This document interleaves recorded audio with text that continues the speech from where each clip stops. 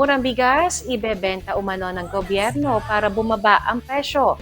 Ibinalita ni President Ferdinand Bongbong Marcos Jr. na may nahanap ng solusyon ang gobyerno kung paano mapabababa ang presyo ng bigas sa pamilihan at hindi mamonopolya ng mga tusong negosyante.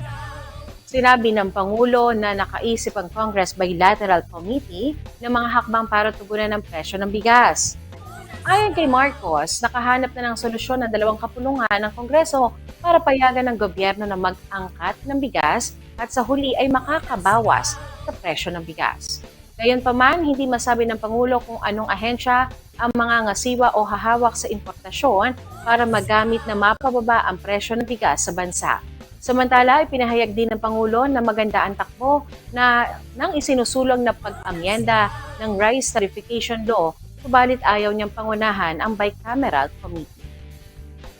At ayon nga kay PBBM, Jovi, kapag mataas ang presyo ng bigas ay magbibitaw ang bansa ng bigas at magbebenta ang pamahalaan ng mababang presyo ng bigas para nang sa gayon sumunod po sa presyuhan ang merkado.